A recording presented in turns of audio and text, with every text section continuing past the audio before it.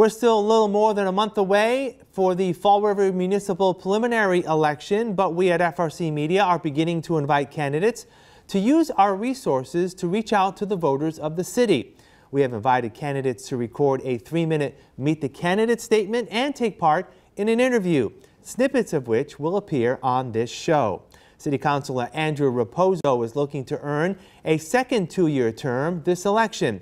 He tells us he learned quite a bit during his inaugural term in office and is focused on building the city's arts and culture scene. One of the niches I've kind of found is arts and culture.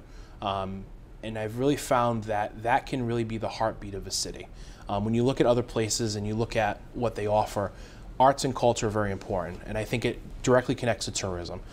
So I've been very involved with collaborating with those individuals to seek either additional funding or just being an advocate for it.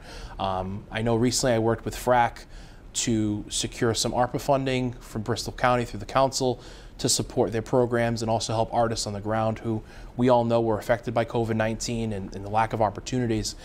So that grant funding will really help that move forward.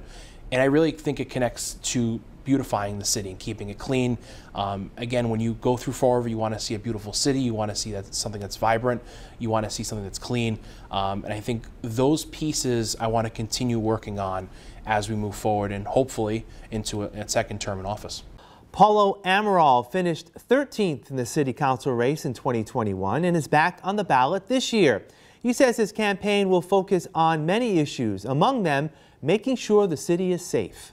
Fall River has many positive things, but it does have its own issues. One of them being, crime. I have 2 kids in the city. I live in the South End, and we no longer. And I live in a safe neighborhood, but we no longer can let our kids go outside and ride bikes without checking on them every 2 to 5 minutes. So it's unfortunate that the city has become the way it has, and I think a lot of it has to do with failed policies from maybe this administration and previous administrations.